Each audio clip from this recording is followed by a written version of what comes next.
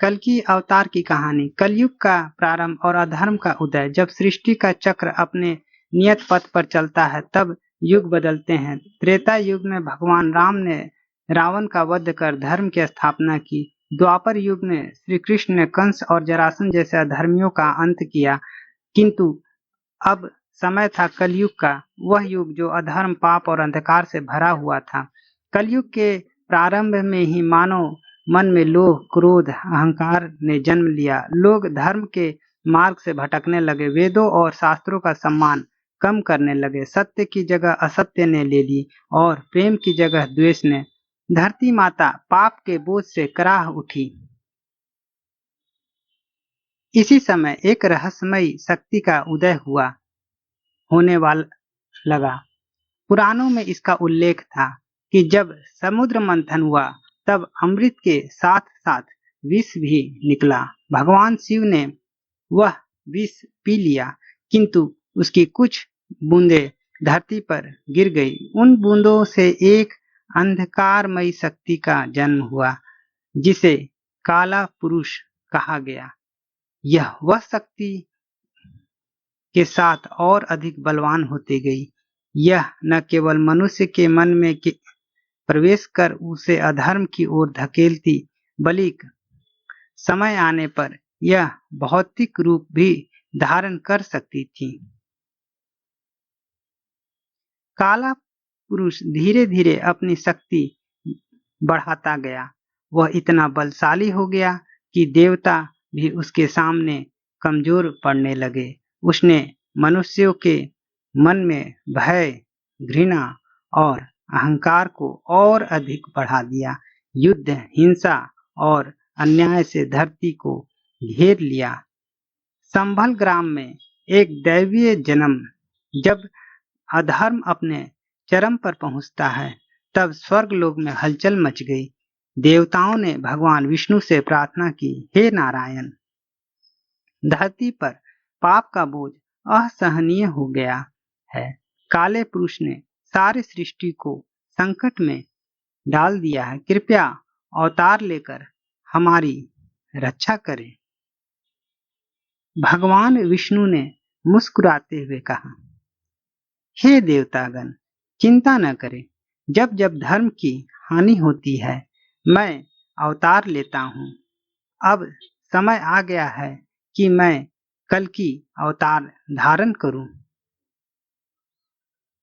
श्रीमद् भागवत पुराण में वर्णित है कि कलयुग के अंत में, सतयुग के संधि काल में भगवान विष्णु संभल ग्राम में अवतार लेंगे।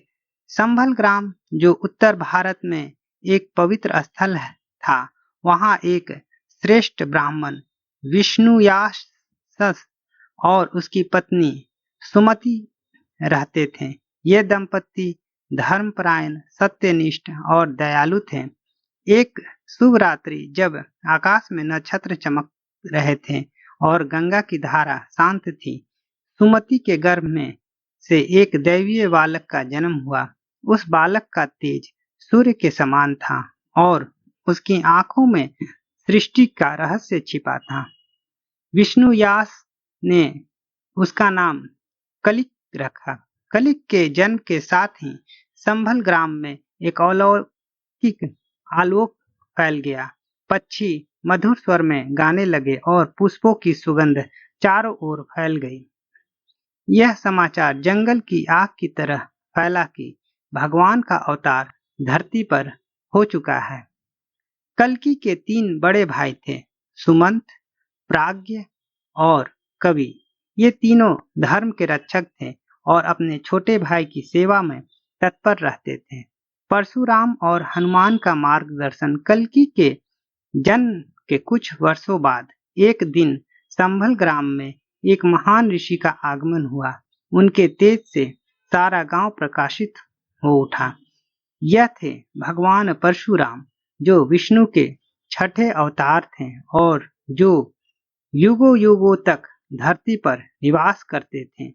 परशुराम ने विष्णुयास से कहा, हे ब्राह्मण, तुम्हारा पुत्र साधारण बालक नहीं है, यह स्वयं भगवान विष्णु का अवतार है।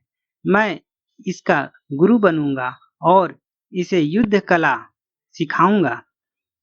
परशुराम ने कल्कि को धनुर्विद्या, तलवारबाजी और अन्य युद्ध कलाओं में पारंगत किया।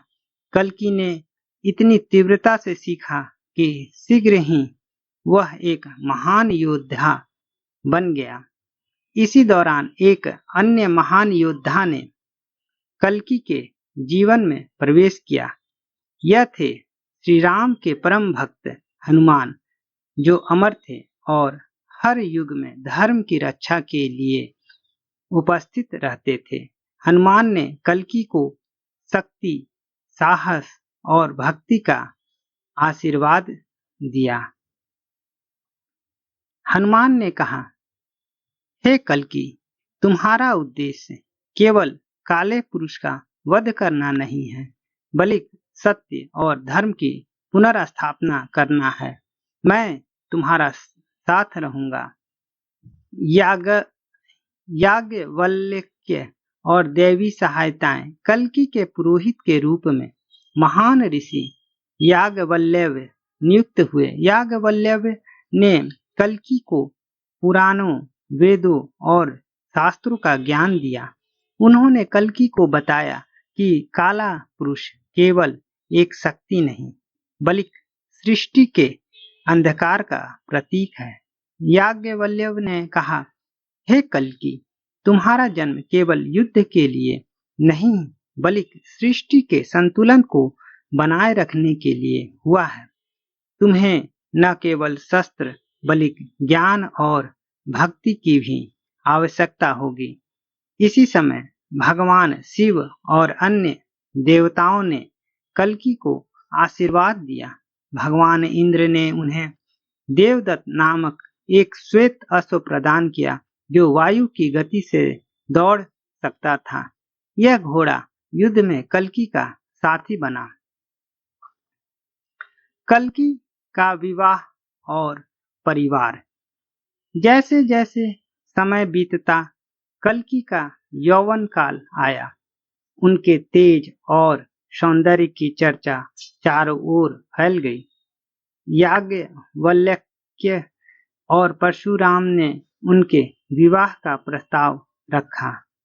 कल्कि का विवाह दो दैवीय कन्याओं से हुआ।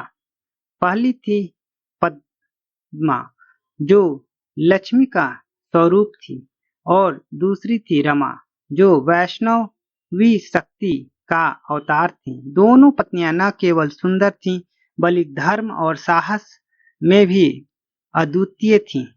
पद्मा और रमा ने कल्कि के धर्म युद्ध में उनका साथ दिया। उनके 4 पुत्र हुए, जय, विजय, मेघमाली और बल। चारों पुत्र भी अपने पिता की तरह वीर और धर्मनिष्ठ थे। काले पुरुष का भौतिक स्वरूप। जब कलयुग अपने चरम पर पहुंचा, तब काले पुरुष ने अपनी भौतिक रूप धारण किया। वह एक विशाल भयंकर योद्धा के रूप में प्रकट हुआ, जिसका शरीर अंधकार से बना था। उसकी आंखें अग्नि की तरह जलती थी और उसकी शक्ति इतनी थी कि वह पहाड़ों को भी हिला सकता था। काले पुरुष ने एक विशाल सेना का गठन किया, जिसमें अधर्मी राजा, राक्षस और भ्रष्ट मनुष्य शामिल थे। उसने धरती पर आतंक मचा दिया। गांव जलने लगे, मंदिर नष्ट होने लगे और लोग भय के साए में जीने लगे। काले पुरुष ने घोषणा की कि मैं सृष्टि का स्वामी हूं, कोई भी मुझे चुनौती नहीं दे सकता। धर्म युद्ध की शुरुआत। कल्कि ने काले पुरुष की चुनौती स्वीकार की। उन्होंने अपनी सेना का गठन किया, जिसमें उनके भाई, पुत्र और शिष्य शामिल थे। परशुराम और हनुमान भी उनके साथ थे।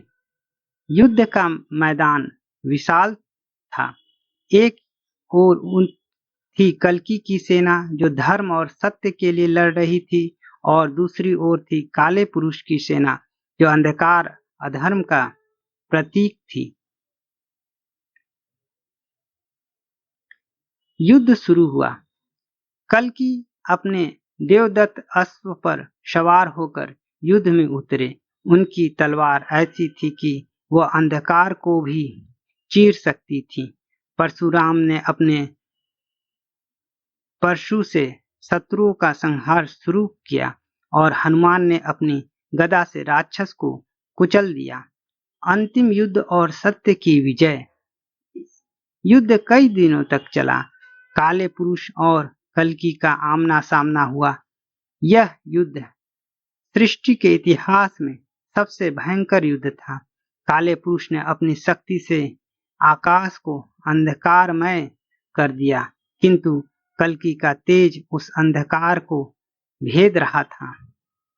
हनुमान ने काले पुरुष की सेना को तितर बितर कर दिया और परशुराम ने उनके प्रमुख योद्धाओं का वध किया। अंत में कल्कि ने अपनी तलवार से काले पुरुष का सिर काट दिया। काले पुरुष के वध के साथ ही अंधकार छट गया। सूर्य की किरणें फिर से धरती पर फैल गई। लोग आनंद से नाचने लगे। धर्म की पुनर्स्थापना हुई। सतयुग का प्रारंभ हुआ। कल्कि ने धर्म का राज्य स्थापित किया और सत्य मार्ग दिखलाया। उनके शासन में धरती फिर से स्वर्ग के समान हो गई। याज्ञवल्क्य ने वेदों और शास्त्रों का प्रचार किया। पद्मा और रामा ने समाज में स्त्रियों की शिक्षा और शक्तिकरण को बढ़ावा दिया। पुत्रों ने उनके आदर्शों को आगे बढ़ाया।